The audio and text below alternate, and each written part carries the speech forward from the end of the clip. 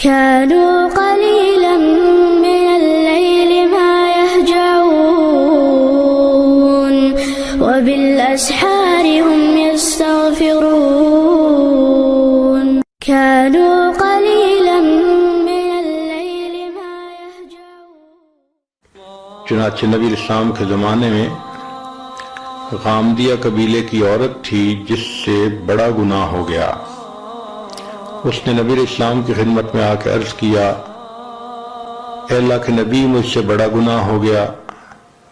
نبی اسلام نے چہرہ انور دوسری طرف کر لیا، پھر کہا، چہرہ انور پھر کسی اور طرف کر لیا، تیسری مرتبہ کہا تو چہرہ انور اور طرف کر لیا۔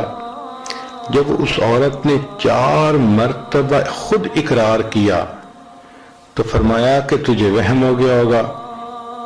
اس نے کہا، اے اللہ کے حبیب صلی اللہ علیہ وسلم، مجھے کوئی وہم نہیں، مجھ سے گناہ سرزد ہوا اور اس وقت میں حمل سے ہوں۔ نبی اسلام نے فرمایا، اچھا جاؤ، پھر جب بچے کی ولادت ہو جائے تو اس کے بعد میرے پاس آنا۔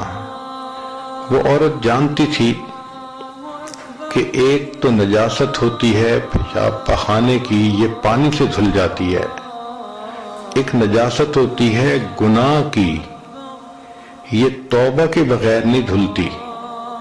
چنانچہ جو زناکار انسان توبہ کیے بغیر فوت ہو گیا، قیامت کے دن ناپاک حالت میں اٹھایا جائے گا۔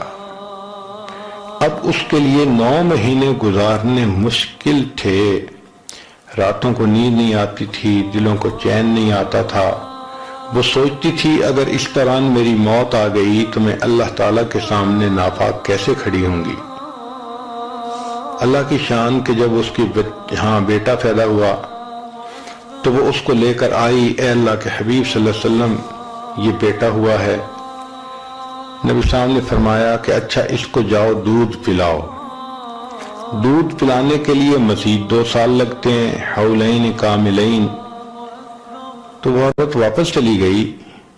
ذرا غور کیجئے، اگر یہ عورت اپنی رائے بدلنا چاہتی تو یہ بدل سکتی تھی۔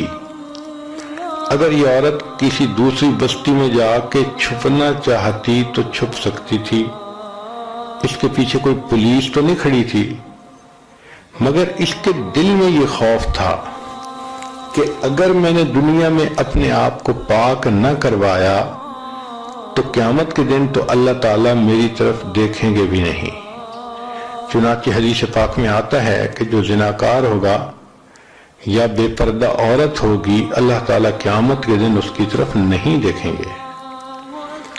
اب اس کو ایک آگ سینے میں لگی ہوئی تھی، چین نہیں آتا تھا، اس کا وقت نہیں گزرتا تھا۔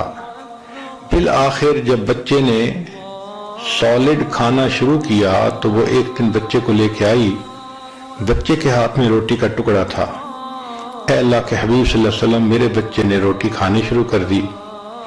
نبی اسلام نے پھر صحابہ سے فرمایا کہ اب اس کے اوپر حد جاری کرو۔ حد جاری کرتے وقت ایک صحابی نے اس عورت کو سختی کی بات کر دی کہ تم نے اپنے خاندان کو بدنام کروا دیا۔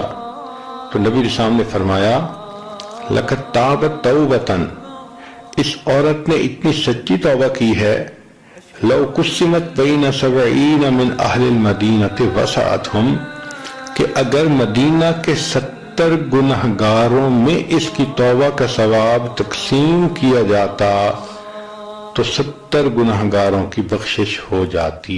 كانوا قليلا من الليل ما يهجعون وبالأسحار